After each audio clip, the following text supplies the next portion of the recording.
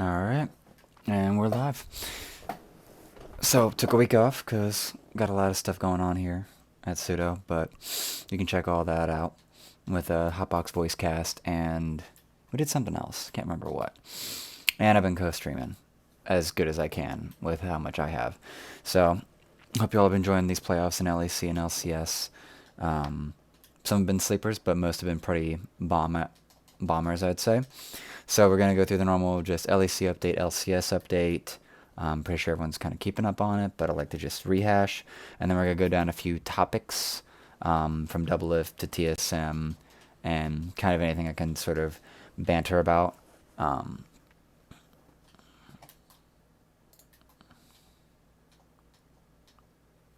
now YouTube can see me. So, yep, I think we're all working good here. Yep, okay. So, I need to fix that one. Alrighty, so start off. Let's jump on in. Let's look at this LEC bracket. Alrighty.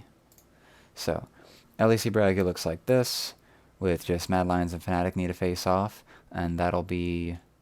Well, actually, no, they beat Mad, right? Oh gosh, I'm not even up to speed like I should be.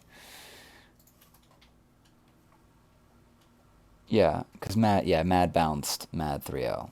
Yeah, Fnatic bounced Mad 3-0. So, come here.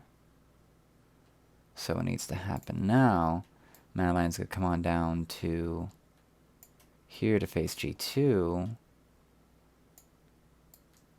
Something like that. Right? Yeah, Mad need to face G2. And we're probably going to actually, honestly, at least for my general prediction, have another G2 Fnatic final. Yeah, because OG beat that. And G2 knocked them out, right? Yeah, Origin beat Rogue. G2 knocked out Origin. And this is really the current state right here. So that's a simple setup for that. And then we'll go over the LCS bracket. We had dreams, we had hopes and everything, but TSM could not pull it off. FlyQuest bopped them. They're going to take on Evil Geniuses, and this will be tomorrow, Saturday. Yeah, it'll be on Saturday. This will probably you may not see this till tomorrow, Friday. We're recording this Thursday night, or streaming it Thursday night. So FlyQuest EG will face off. I have to look at, see if I can get my predictions on that, because I did just put that out. I got G2 beating Mad 3-2, and same for EG versus FlyQuest. I'd like to hope Mad Lions will actually go hard and give us another really great series against G2. Maybe even upset would be crazy.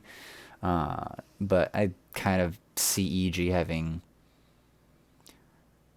Jizuki being able to out crazy Power Evil's pretty stable style. Although Solo's been a fantastic difference maker and is really integrated into FlyQuest team far better than one would expect in like 4 weeks or so.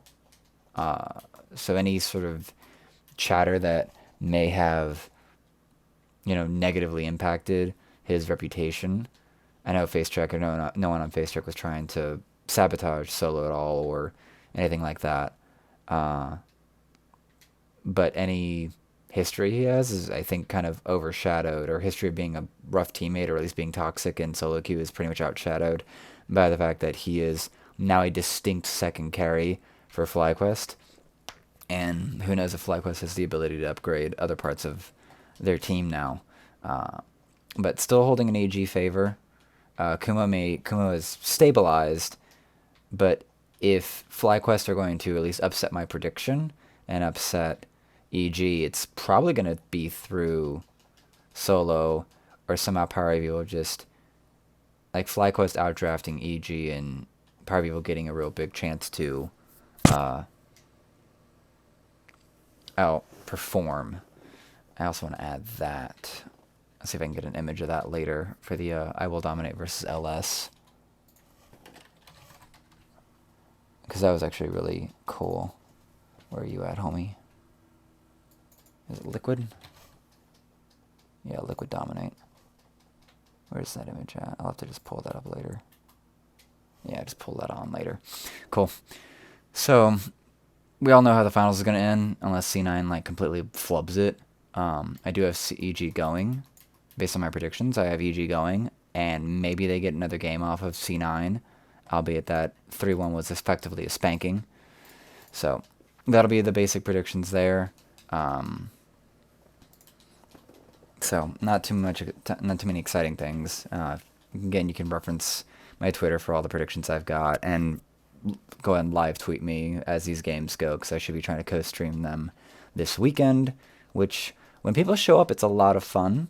Or when I turn off all the sound, it's a lot of fun, so I don't fall asleep to the nice, sweet sounds of LS, I Will Dominate, Veteran, or the casters, because I have old habits of falling asleep to League back when I was like working overnights and stuff and having a crazy sleep pattern.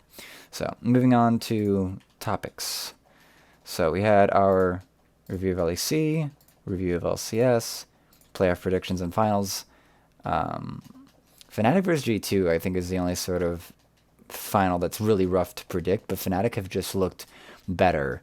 I'm really interested to actually watch that Fnatic production with Shocks, Reckless, and a few others, like a BMW sponsored thing. So I'm really interested to see how that goes down, because Fnatic very clearly respect G2, but can G2 still do what they did to Fnatic with having like a full series like last summer, and take it to full 5, but still somehow pounce Fnatic, who look to be the best team in EU right now, just based on recency bias. So the table would say, the current readings would read that like Fnatic would take it, but it'd be close to be like a Fnatic 3-2. But as long as G2 win Mad Lions, and I'm kind of gonna play scared here and hold my prediction until G2 beat Mad Lions and how well they beat Mad Lions for my prediction on the G2 Fnatic final. And if Mad Lions beat G2 and go to finals, I think Fnatic will actually beat them, because it was so dirty. It was too easy. It's where like it's that peak for a moment and then just can't replicate it because of being too rookie to do it. I think Mad Lions are going to take the 3rd spot of the LEC next year in this next split, but right now they cannot pull out a top tier performance against Fnatic, or at least match Fnatic like they were able to match G2, because the Mad Lions G2 is more of a clash of the same style, and Mad Lions is just better on the day at that style and matching and beating G2 at it. But it's very clear that they were not able to deal with even very simple answers, like some Season 1 level answers with the Malphite from Fnatic. So next up, first topic is going to be that Doublelift is available for purchase, and it's not clear that anyone can really clearly acquire him. It's fascinating that 2 of the biggest and most trusted talents in NA are now out in the open, ready to be bought up. But if we're going to go down the line, the romantic idea is that TSM picks up Doublelift, and that would be, I guess, in our heart of hearts, an upgrade from Kabe. Kabe's been pretty consistent up until these playoffs, and how he just was getting caught out, and just there's something about TSM that just doesn't seem to be vibing all the way together well, and it's probably what's led to their inconsistencies. Like, they win enough to where they might be able to discuss deeper problems, but those deeper problems like make everyone sour, and then they lose like the next weekend, something like that. The other romanticized one has been CLG, and I don't think CLG is going to be around much longer, nor do they have the like monies available to even attempt such an acquisition, because like the impression that was floated around the Travis Gafford Mark Z video is that Doublelift could easily like, negotiate for a 2 mil, and TL's play on this is very awkward. I think we're going back to the hypothetical analyses of how much Double Lift just shat on the entire morale and culture and brand of Team Liquid, as well as everyone else in the org, to where like I don't think there's a voting process that's really good for relationships or professionalism to take a vote to boot like your one of your star players. But I like to think Steve has learned his lesson between Dardog and Double Lift of just like, no, I don't deal with toxicity in my org, and even lazy toxicity is not conducive to a successful organization of any kind. And Double Lift destroyed that basically, and it's really it's shocking that they have the gall to do it and invoke the Double Lift curse, but it's also kind of apropos for Double Lift being such a lazy shit this split, and that's kind of what it boils down to.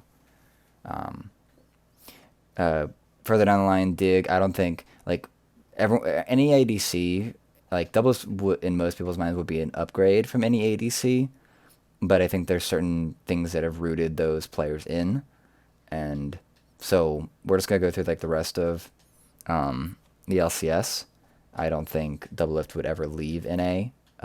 He just isn't that. He doesn't have that much gall to be the best, since he couldn't even beat a former mid laner previously. So, Dig, I don't think they're going to trade out Johnson, seeing as Johnson's been one of the most stable and best performing parts of their team. Golden Guardians might, because FBI kind of threw their playoff run, and it'd be obviously a clear upgrade. EG, I don't think that they want to give up Bang, as it would be an upgrade in probably a play style, but it would Bang's been the carry later part of the team, and Doublelift can do that, but he can also win early. So I could see that,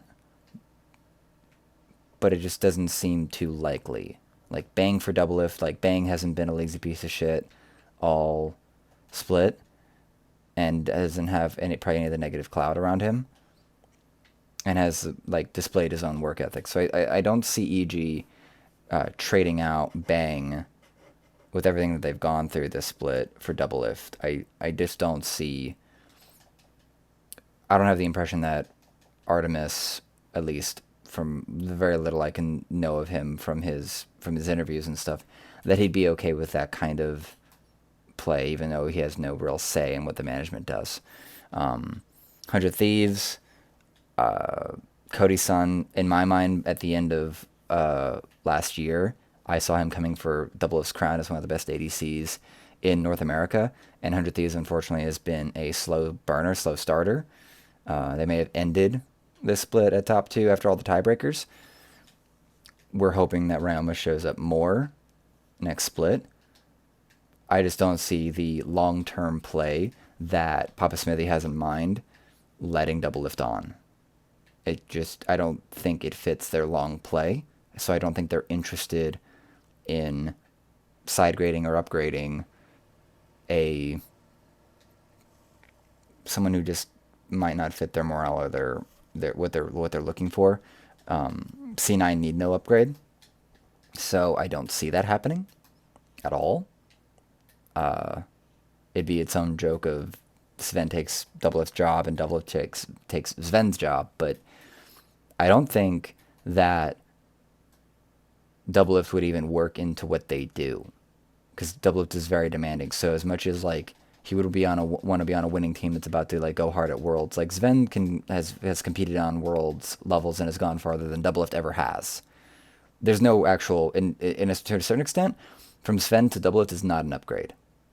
Like in the full of his story, not an actual upgrade. In an A, might be, but in like full global tournaments, not really. And C9 has integrated far too hard. The only way Doublelift gets in is that he's willing to take whatever pay cut Jack wants to throw at him, be on Academy, and earn a spot. That's the only real play that I think would be admissible in C9. Now, I saved... Weird. I saved FlyQuest for last because I think it's this is where people have been around for so long it actually gets bad. Double Lift comes in to replace Wild Turtle again, and we're going back to like TSM stuff. But Wild Turtle is the clearest weakest part of FlyQuest. Solo is incredibly solid, even weak side top lane. Power of Evil is clearly one of the best mid laners and can carry teams to championships or to at least deep in playoffs. And Wild Turtle is just a bot. Like he's just sitting there. He had some flash forward like classic Wild Turtle moments in these playoffs so far.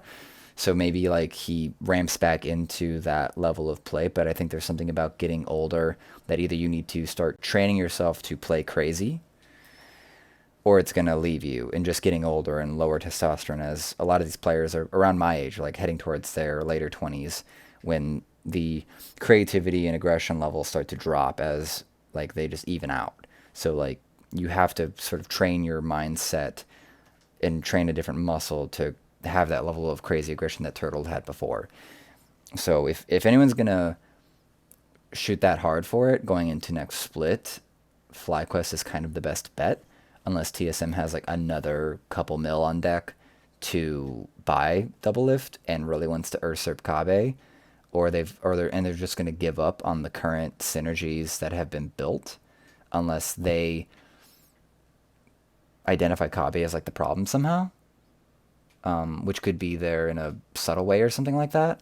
But I think everyone would probably guess at this point it's maybe Dardoch is the biggest issue, and that is just based off history. But there's nothing to really indicate that TSM likes Dardoch. I don't think anyone's really pointed this out, but if we're gonna go real quick down this, and this actually can go into this will go into another topic really quick actually, because next up is TSM's out of playoffs, and that's a very light topic. It's just boom, here it is. I think with game four, we expected a contentious game five at least, and it just got snowballed so hard, and it was such shit, and it was so disappointing. Um, that was such a throwaway. And that's about all I got to say about that, because we actually need to go into um, is Bjergsen the actual problem in TSM? Because this is sort of a float around thing, because TSM is so hard to understand why they get so many on paper great things, or even great junglers, and they just get neutered. And there's been the mention several times this year about Bjergsen actually like being made tame and bland. I could say that's probably some attribute could be that aggression dropping, the getting older piece, but I think this actually comes down to I want to say an immature org, because Reggie has done an amazing job of creating one of the biggest brands in esports and one of the most successful teams in all of LCS. There's just a problem where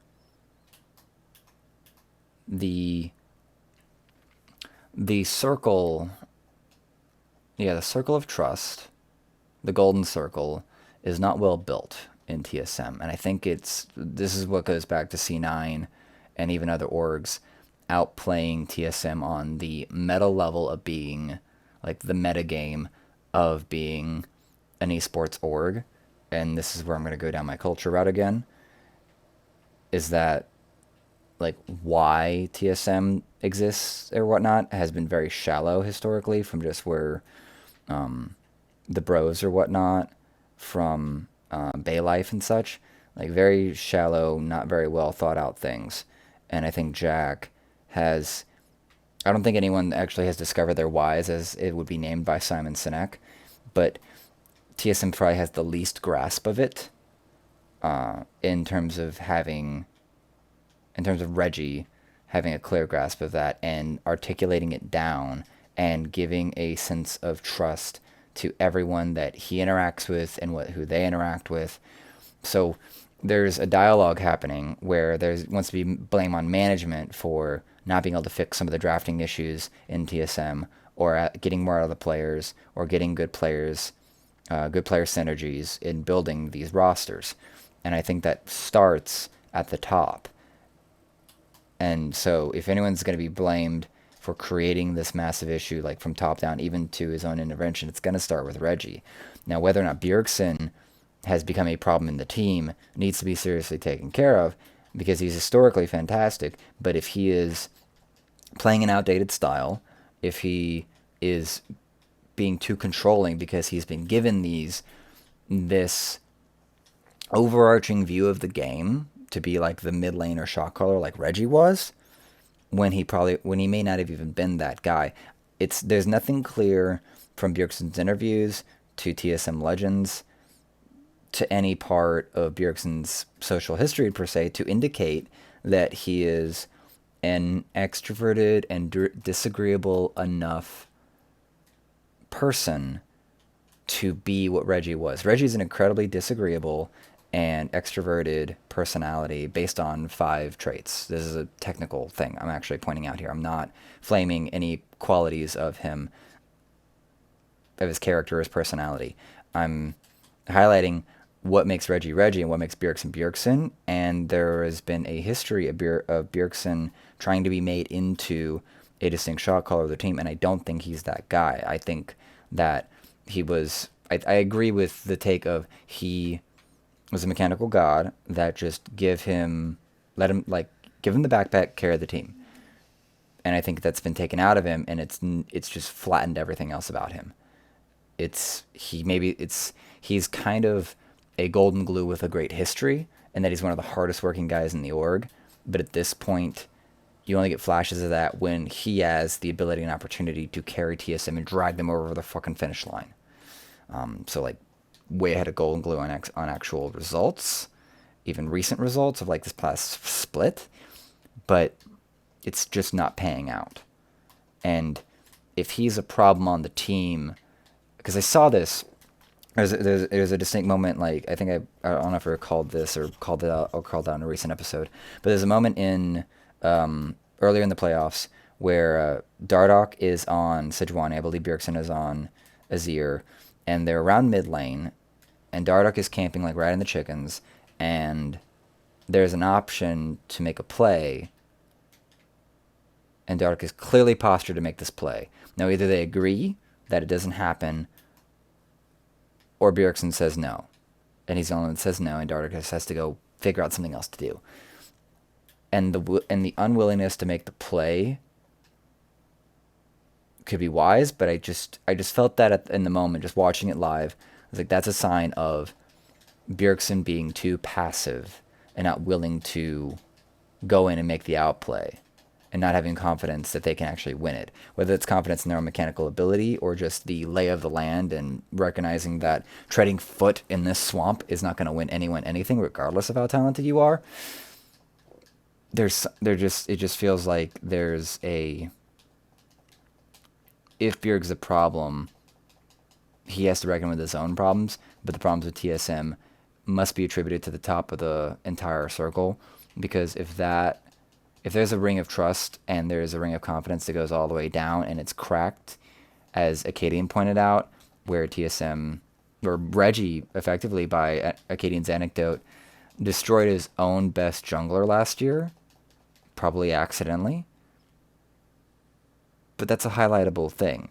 Like, if you're going to be running an org and you're going to be valuing like your hundred thousands of dollars contracts or your $1 million players and such, like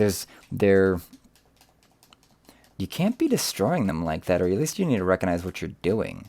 And I don't think Reggie has ever clearly shown, and I don't think, and he definitely hasn't had the opportunity to show a significant increase in his understanding of how to have the emotional intelligence or whatnot to get that, to recognize confidence-based players and play to them. I wish we could actually all be quite flat in our approaches, very uniform in how we approach to everyone, with just high principles, high values, or high levels of execution are demanded, and thus you will perform. Some people that work, some people that doesn't.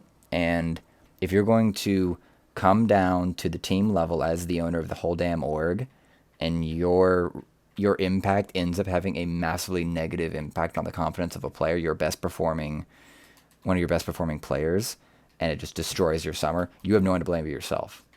You can call them like weak-minded or soft, or it's why can't they take criticism or something like that, but if you trust your ring that gets your that whether you're the one hiring it because DSM's a small org, if you don't trust your own judgment or trust who you hired to take care of the job, you have a critical issue in how you're running your org.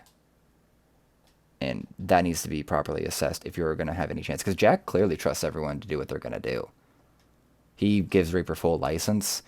I don't think he did the recruitment for their Overwatch League first season where they took the Overwatch League championship. And C9's done a full rotation of their roster. And Reaper's still there. And look where they are now. And even if TL was on deck, it's a consensus that this C9 would roll over the last 2 years worth of TL. Like, clearly. So, flame for Reggie, but you run one of the most valued orgs in the entire industry. You had one of the winningest champion teams ever, and one of the most beloved rosters ever, and you have made sincere mistakes that are like understandable with like the Mithy and Mike Young being a bad call and everything like that, but there's a misunderstanding of what's in front of you and evaluating it for what they are and what they do and what makes them good, what inspires them to be better, and you're not cultivating it. So TSM will like live on as a great brand. Like it's unfortunate that I have become less and less a fan of components of TSM or even the creator of TSM while still being a pretty TSM-y fan. So, fun. Wouldn't it be crazy though if Fabi came back to replace Doublelift? I just want to throw that out there because I never got a breakdown of why Fabi actually left the LCS, or just I don't know if he went back to streaming or something like that. In other news, oh yeah, I want to go with that. The LS Dom draft. We'll get to that in a moment. I'll just bring that over somehow.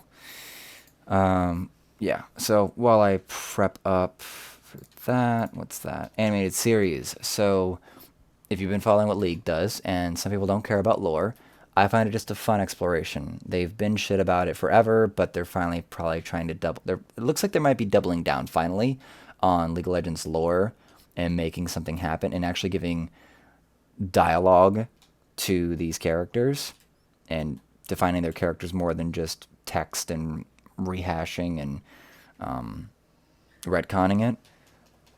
But I'm kind of excited with all these shorts to actually like see them really start to flesh this out more, because it'd just be fun. Like, there's gonna be holes in it all over the place, but I think it'll be fun, and I'm pretty happy about that. Let me get this over to whatever. LS Dom draft. I kind of want to evaluate this draft. There's very clear amateur elements to my life, or at least what I do, because I don't have all the time in the world to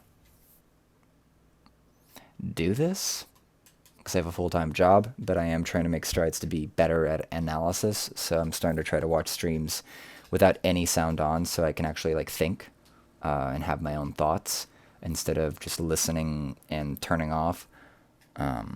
So if you've watched any of my co-streams and they look like me just watching other people watch the game, I'm probably bored, or I'm trying to be interested because of just being drained at the time, at least for this last weekend, because I had 2 long productions I worked on. But I do want to get better at it. I've been very passive for a long time, and so I'm starting to try to be active in a area that I really enjoy. So let me get this set up.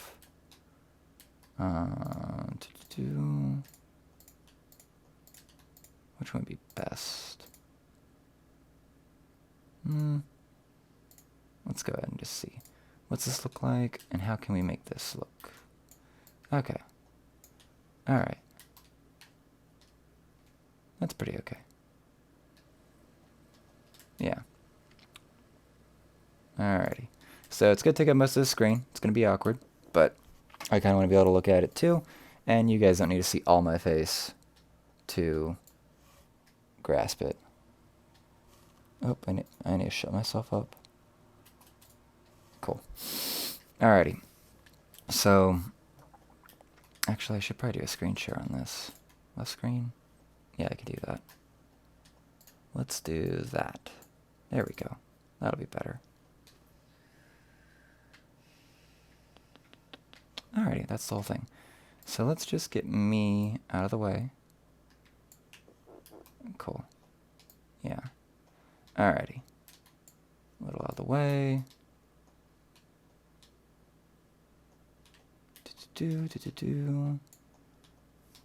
Just crop the unimportant stuff. Alrighty.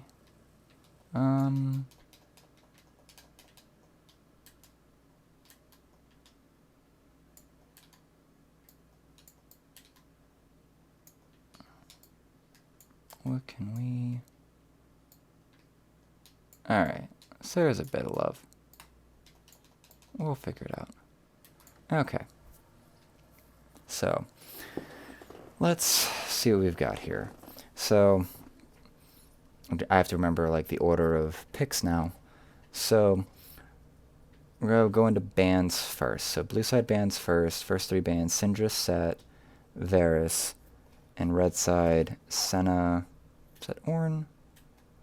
Can't tell what the order these go in. Senna, Aphelios, Ornn. So, red side has to ban all the OPs. Blue side can ban out, and at least they get the most flexibility out of this. But they take care of the flex. Yeah, the 2 biggest flex champions. Can I... Actually, let me do this.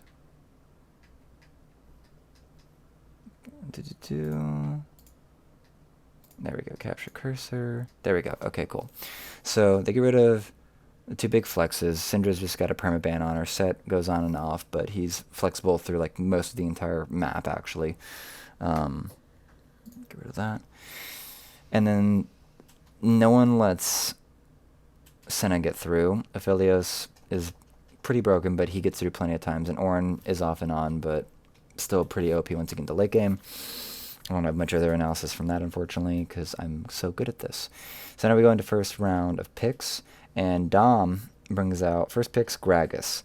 And so this is going to secure Svenskeren his proactive play and also some later game ability and playmaking, because Gragas has just been very undervalued in NA. It's really baffling, to be honest. And I bet red side is Dom, actually. Didn't I get a breakdown of... Which side? Okay, so LS does EG, and red side is Dom, which makes sense. Red, angry, Dom. That works, right? Yeah, red, angry, Dom. Okay, cool. So let me just throw some text in here just to help us out.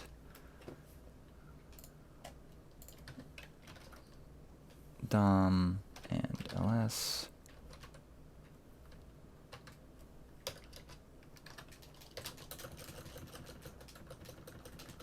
Okay, let's see if we can make this work. Cool.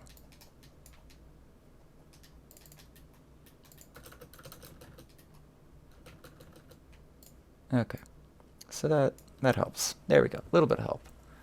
High quality content right here. Awesome. Okay.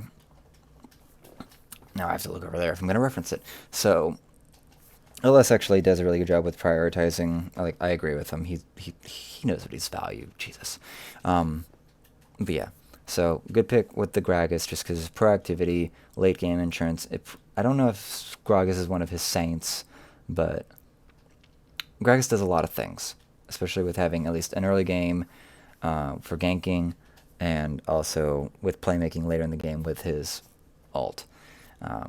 Dom prioritizes ignore everything with the first pick Rakan, but he also grabs in the Aatrox, which I've heard a little bit of commentary on this already. Dom sort of considered this a free win with the Aatrox, and I think this is just Dom falling onto a hole. And I have not watched this draft live yet. I'm just taking the image and evaluating it and going from there. There's not too much after this, so if anyone wanted to jump out, This from here on, I'm just gonna take care of the draft and then give my salutes. So the Aatrox comes in, and this is just sort of a standard pick. I think Dom's just relying on the opinions of LCS players and LEC to just say this is still a viable pick. The counter comes in as Poppy, and Poppy, I forget who mentioned this, it might have been LS himself. Poppy, you'll realize, gets, what is this? LS gets to pick Poppy and Azir. Big late game insurance. And you know what Poppy does? Big tank. Can probably outtrade just fine, because base damage is way high. But she has that shield. He can't move, and he can't move, and she can't move. 1, 2, 3. Big carry that hasn't even shown up yet. So Poppy gets to have some light back on the stage because she has a single ability that can prevent engage, poke, engager movement of any kind. Just fuck up your whole team fight ability. So this is actually a critical pick here. And this also gives great peel between her ultimate, her circle of no move, and her charge to provide really good peel for her carries. Azir is there for the late game damage and pretty blind pickable. There's not too many counter picks that can actually really like shit on him. And then to go red side, and Dom gets his confirmed the Xayah Rakan lane, which is great and all.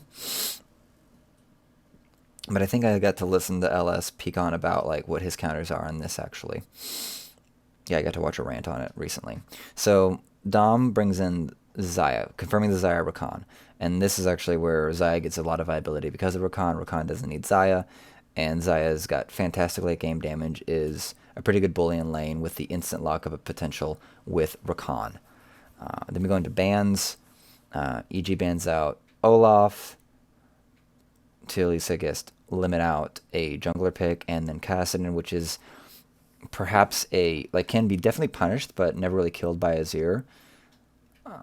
But is really good late game. Just scales incredibly hard, incredibly well.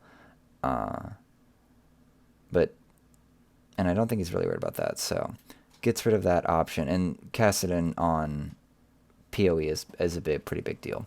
The two bans on Dom's side for FlyQuest will be Ezreal and Kalista. Kalista a must ban. It would appear that Dom did not, or LS didn't really care for the Kalista, even though Kalista is pretty OP.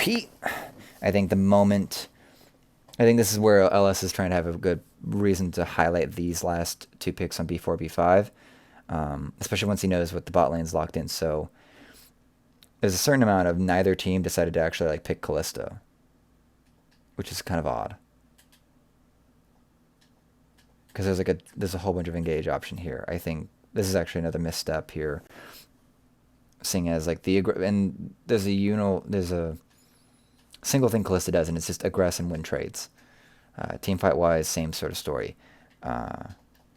So as much as the Xayah Rakan is like a really strong thing, the Xayah Kalista, or in the Kalista Rakan combo, has a similar level of like triple layered CC as like a Taric would. It doesn't have the same ult as Taric does, obviously, but I think there's a tunnel vision happening here, and it's a weird thing when he bans the Kalista to like, yeah, limit what he can pick, but why would you not take that yourself anyway? And yeah. Okay. And so those bans come out. This gives red side R4. And based on just all this, the Trundle's a good value for at least taking all the tank stats out of Poppy. And so that really helps thin out and shred this pretty well. And also gives like at least a pseudo engage with the pillar. So there's a pretty direct piece there. I think, yeah, this could also make Gragas melt hella fast. Clear speed, healthy. Doesn't really stop Gragas too much. And not a lot of peel. I don't have a lot more to say about that. And then we go over, and this is actually the big play. This is actually the really big piece of this whole draft. where it puts like LS in like a really big brain area. And because no one's willing to like make these picks and prove him wrong, this Zyra Ashe coming back into it. And this is what I love about Worlds patches. I love patches that last just long enough that the old stuff comes back, because all the new stuff's been figured out to a point that basic engage and hard carry poke in the bot lane equals wins. So now you have a peel method, a self peel actually with the arrow. You have wind up and actually massive poke in this combo. Like the big thing that made Ashe and Zyra such a oppressive bot lane to where like you had to get an MF involved, like go to some crazy idea of how to counter this lane, is that the poke out of these two is massive, and Zyra will go towards damage. And if you've ever dealt with the damage Zyra and you're a LeBlanc, you can go in and 100-0 that Zyra, but that Zyra's plants will eat you alive unless you have done your blinks like perfectly, so that when you W back, you don't fall onto a bunch of like spitting plants.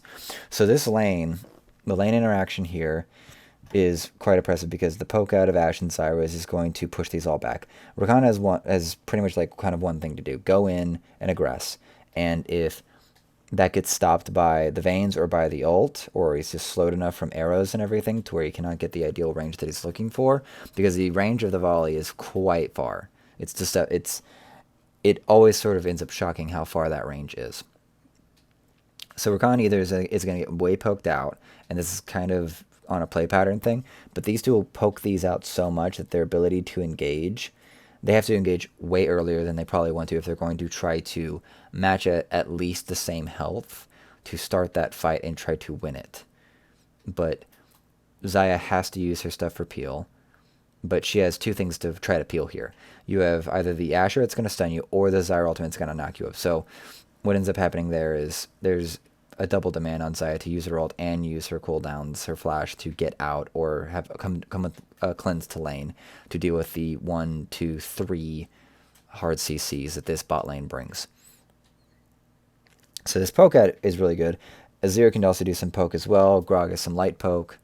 So this sort of inhibits Rakan's ability to engage. And Rakan is actually kind of the only engage on this team so far outside of like a Trundle pillar. And the counter pick that Dom tries to give for PoE is LeBlanc.